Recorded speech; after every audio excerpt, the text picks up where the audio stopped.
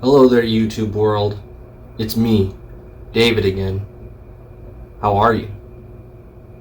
Today I have Rollo here as my assistant, talking about something that we've all been kind of secretly hoping for a good long period of time now, and that's that white guitar right behind me there.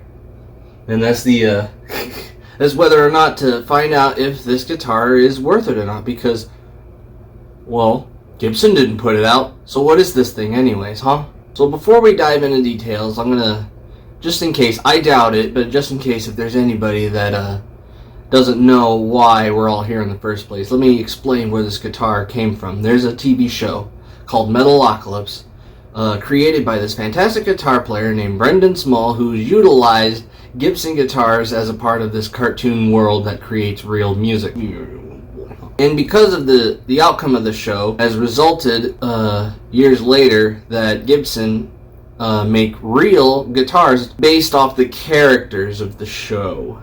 So Squishgar, Toki, all these things, there's fake characters but real authentic Gibson guitars. So for it being a cartoon and everything, it certainly sparked my interest as a child, and still does today, which is why we're talking about all this and making the video and expecting the Army of the Doomstar, which is going to be out at one point or another. So they tell us. So let's talk about the origins of these Gibson guitars, because obviously those two are Gibsons. This is an Epiphone variant, and this was a supposed thing that was supposedly... You object? We all know at this point that the Snowhorse right here has never officially been a real product of Gibson USA. It's just something that either Brendan gave them the money to do, or they were just, I'm pretty sure it's the latter, but regardless, they made this thing come to life, and it certainly has sparked interest since then. And this is about 2012 that this thing has come out, and with not so much results since then. We got the Snow Falcon and everything, and I think Brendan eventually made it up for us with the Ghost Horse, which is a great guitar as well. I absolutely love it. But at the same time, most of us, including myself, have always thought and fascinated about this guy right here. So what happens exactly now that Gibson hasn't gone through with this deal? And I won't lie, I kind of just left the fact that it's whatever. At least I got what I got, I'm okay, I don't need to, like, it is a sweet guitar and all that, and it's absolutely Brendan's guitar, So at one point or another, I kind of just left this as something that was just a nice little dream. Until occasionally I'll look up on eBay just to see whatever Death Clock merchandise is there, including the guitars and all that. Sometimes you'll see them pop up and all these things, and I like to check the prices on them and see where they have gone to this point. And then one day I stumbled upon this thing, sort of not necessarily titled as a Brendan Small-esque, not even Snowhorse-esque, but under the name Starshine. But it was the guitar. That's the guitar right there, and it's got the 4 knobs and everything. When I saw that it said it was from China, I kind of stepped back and like, no, this is too good to be true. No way. Until I saw a video from Trogley's Guitar Show on YouTube as well, because he's a Brendan Small fan as well, and he was the one that kind of made the leap forward for all of us, or me at least, to see if this thing was legit. And after looking at his video, I was convinced. I'm like, okay, I'll ship away $300, $400-esque dollars if it means I'm going to get something along the lines of this thing here. And I waited for about 3 months, and then this thing showed up.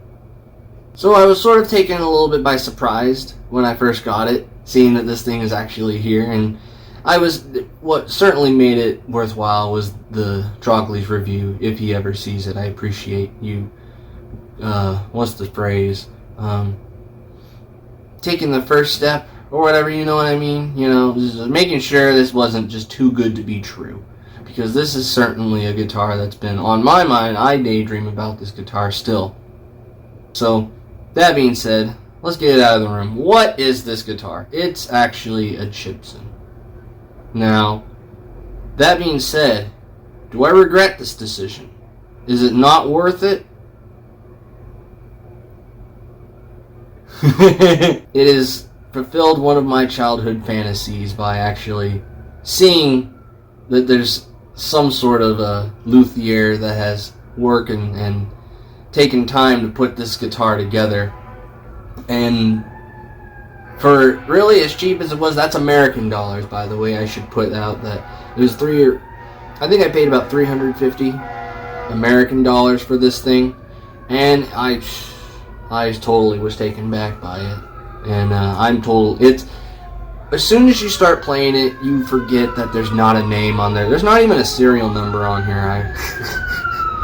But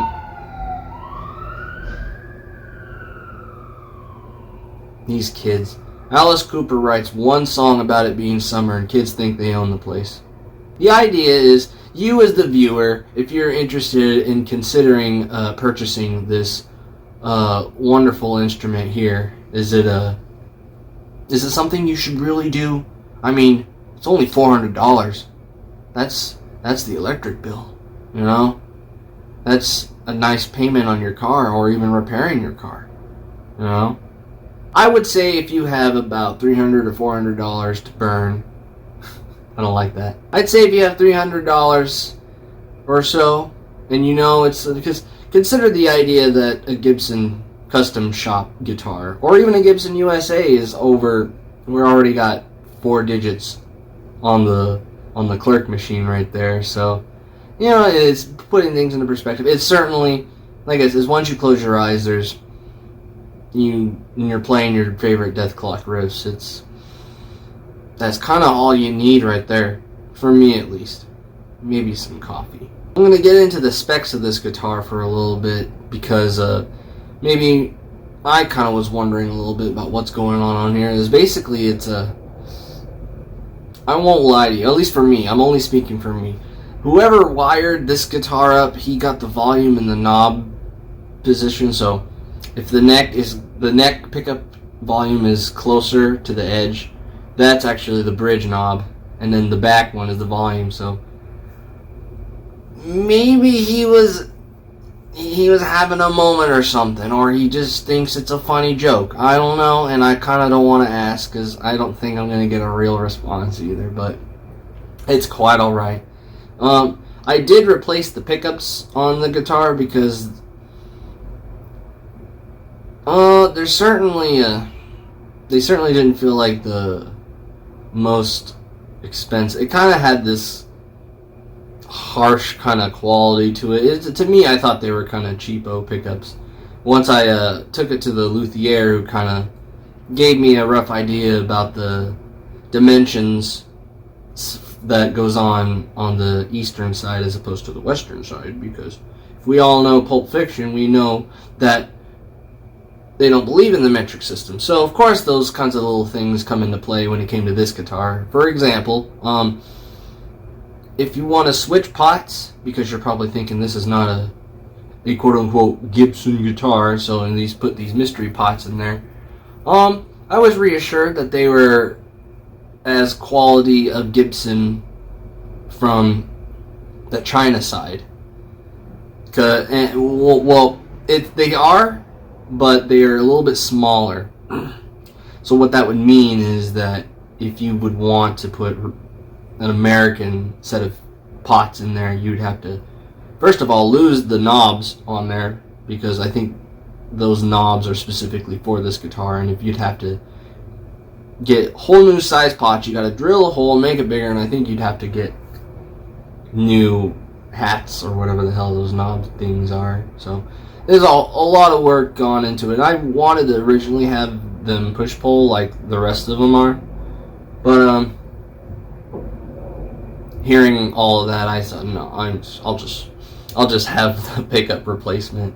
and that's more than enough for me. And even then, I kind of think there's some improvements with that. They're DiMarzio PAFs. Now the body is actually a little bit bigger. Like it kind of feels like at least the neck wise. Let's talk about the neck. The neck certainly feels fantastic. It kind of reminds me of my Gold Top with this just super thick, and you can kind of hear it too. You certainly, I think it gets kind of close to whatever little things you hear from, like, say, Become the Storm. There's like, it's really bright, and it's got this, like, it's got a unique quality sound to it, which I think is super close to the record, which is good enough for me, you know, that's all we want to do. We just want to play our favorite songs to these things. So just as a reference point, my Thunder Horse has a pair of Seymour Duncans, the full shred, just like the Become the Storm record, but they're white because I didn't have a Snowhorse at the time, but I went and put the chrome covers back on, kind of retained its look a little bit. Push-pull pots, there's the third knob is a piezo thing that I use every once in a while. The Snow Falcon has Burstbucker Pros with, I think they came with the guitar. Then the Pros meaning you can push-pull on there. And the Ghost Horse, obviously Burstbuckers again, push-pull. And just to recap, the Snow Horse has a DiMarzio PAFs, just because it's, you know, kind of mix it up. You know, I got some pearly gates and another Ibanez-esque looking Les Paul. The original Burstbuckers for the Thunder Horse that I got are actually on this black SG that I got. So it's kind of cool that I still get to keep all that and all these other silly things. So then lies the final question. Is this thing worth it after all that's said and done?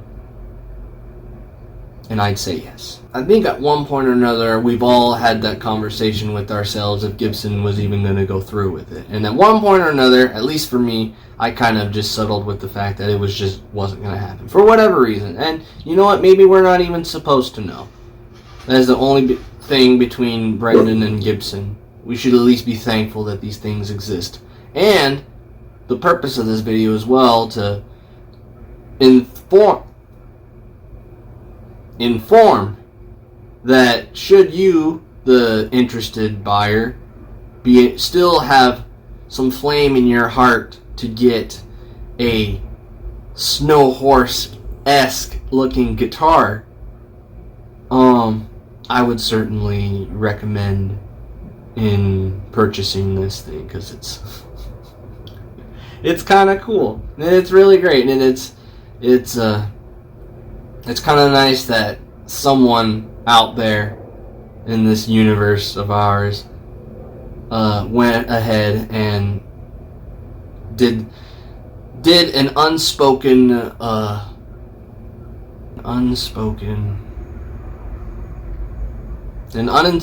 deal for all of us. And whoever you are out there, I doubt you're watching this video, but I appreciate your workmanship and craftsmanship, because this is a high quality guitar that I can easily think I'm playing a Gibson or even an Epiphone. It's certainly top-notch quality stuff. I certainly compared it to my other Gibsons, and it feels like one of my children at this point.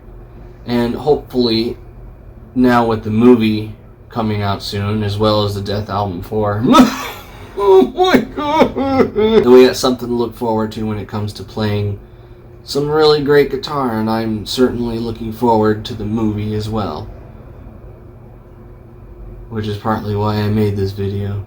So right now I'm gonna do a quick little segment about the tone. I'm gonna plug in the all four of these guitars just to give like a nice little presentation. I'm not gonna play any leads, I'm just gonna do some rhythm stuff so you can just hear the quality of each guitar.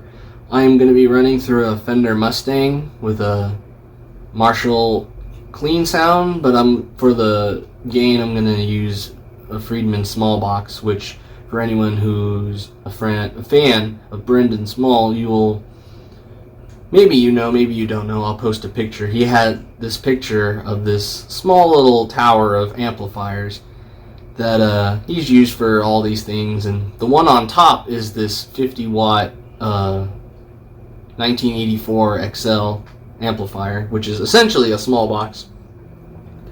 And if you look closely at it, there's these knobs like any other amplifier would have. And I basically stole those knob settings and applied them to the small box. So I'd like to think this is essentially the Galacticon 1 sound, and that'll be the basis as I plug in through these 4 guitars here. And let's hear how heavy it gets.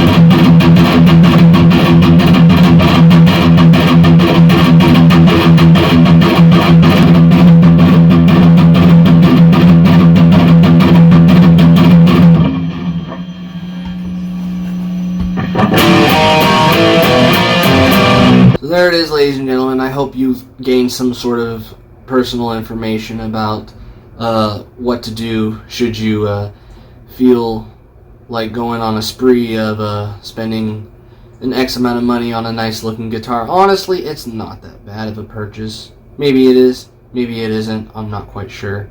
That's for you to decide. I will definitely encourage you to do so and all that, because it is a pretty nice thing. Should you be interested? Whatever. I'm kind of being redundant at this point. It's nice having you here around. I'm going to probably do more videos at one point or another. If you're interested in checking out what it is I do on the side, I have some original music on the side that I write that expands for everything from rock band to full-blown orchestra stuff. And it's, little things in between. And at the same time, I basically will be doing that while eagerly waiting for the Death Album 4 and the Army of the Doomstar and the tour that I'm going to be attending in October in LA.